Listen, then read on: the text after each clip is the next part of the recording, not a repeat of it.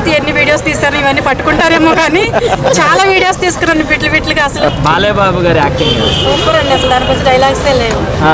చాలా అంటే చాలా బాగుంది, అదిరిపోయింది అసలు. సాంగ్స్ ఎట్లా ఉన్నాయి? మ్యూజిక్ సాంగ్స్ ఎట్లా అనిపించింది? బాగున్నాయండి అసలు, అది అమేజింగ్. అసలు తమన్ గారి మ్యూజిక్ అసలు చెప్పడానికే లేదు, అసలు హైలైట్ అన్నిటికంటే కూడా చాలా highlight. చాలా మంది బాలకృష్ణ చూస్తే శివుని చూసినట్టు అనిపిస్తున్నారు, మీకు ఎట్లా అనిపించింది? మేమైతే లాస్ట్ లో క్లైమాక్స్ అయిపోయినా కానీ మేము బయటికి లేవలేకపోయాము, బయటికి రాలేకపోయాము. ఇంకా అదే మూడ్ లో ఉన్నాం అనమాట. హిందూ ధర్మం గురించి ఇంత గొప్పగా మనకు తెలిసిన చాలా తక్కువేమో అనిపించింది, మనం ఎంత తీర్చుకున్నా గానీ. వాళ్ళు ఆ సినిమాలో చూపించింది అయితే చాలా హైలైట్. త్రిశూలం షాట్ ఎట్లా అనిపించింది? త్రిశూలం ఫైట్ షాట్ అసలు నేనైతే ఎన్ని వీడియోస్ తీసాను ఇవన్నీ పట్టుకుంటారేమో కానీ చాలా వీడియోస్ తీసుకున్నాను బిట్లుగా అసలు. ఏది కూడా ఇక్కడ ఇది బాలేదు అనేది లేదు, అసలు నార్మల్ గా కూడా లేదు, అంత హైలైట్ అసలు. సో రేపు రిలీజ్ అవ్వబోతుంది, ఫ్యాన్స్ చూడబోతున్నారు, ఎలా ఉండబోతుంది? నేనైతే అందరికీ చెప్తాను, ఖచ్చితంగా చూడవలసిన సినిమా ఇది. మన భగవద్గీత గురించి ఎంత అద్భుతంగా మనం చెప్పాలి అంటే మన పిల్లల్ని కూర్చోబెట్టి మనం చెప్తే మనం వింటారో లేదో తెలియదు. ఈ సినిమాకి తీసుకొస్తే ఖచ్చితంగా వాళ్ళు భగవద్గీత నేర్చుకుంటారు. సో ఇలాంటి సినిమాని ఒక వారం రోజులు ఆపడం జరిగింది, అది కొంచెం బాధాకరమైన విషయమే. ఆ ఇష్యూస్ గురించి మనం మాట్లాడలేం కానీ కొంచెం బాధాకరమైన విషయమే. కానీ ఇప్పుడైతే చాలా బాగుంది. సో ఓవరాల్ గా ఈ మూవీకి ప్లస్ అంటే ఏంటి, మైనస్ అంటే ఏం చెప్తారు?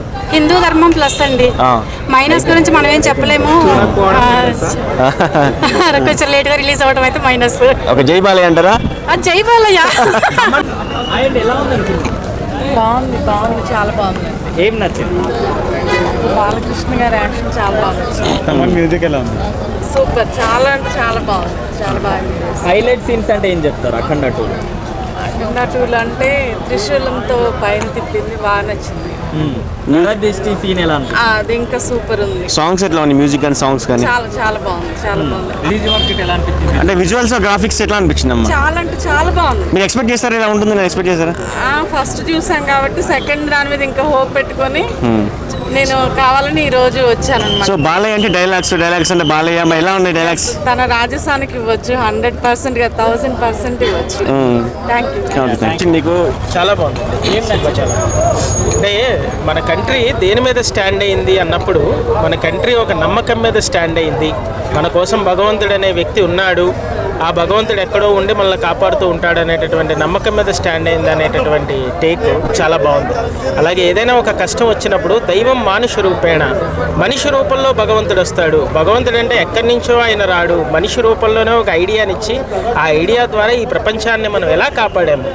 వ్యాక్సినేషన్లో మనకి కోవిడ్ వ్యాక్సినేషన్లో మనము ఎంతవరకు విశ్వగురువుగా నిలబడ్డాము మనము అనేటటువంటిది చాలా అద్భుతంగా చెప్పారు. మ్యూజిక్ పరంగా ఏం చెప్తారండి? మ్యూజిక్ పరంగా తమన్ గారి మ్యూజిక్ మనం చెప్పాల్సినటువంటి పని లేదు, కానీ అఖండాలో ఆయన చేసినటువంటి ప్రయోగాలు కానీ మ్యూజిక్ ఎస్పెషల్లీ శివుడికి చాలా గట్టిగా ఉండేటటువంటి మ్యూజిక్ ఉండాలి. శబ్దానికి చాలా ఇష్టమైనటువంటి వ్యక్తి శివుడు.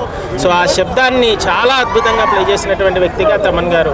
స్టోరీ చెప్తారు? స్టోరీ ఈజ్ వెరీ గుడ్ అండి. ఇట్ వాస్ చెప్తున్నాను కదా, మనకి దైవం మానుష రూపేణ, మనిషి రూపంలోనే భగవంతుడు వస్తాడు అనేటటువంటి విషయాన్ని ఇతివృత్తంగా తీసుకుని చాలా అద్భుతంగా చేశారు.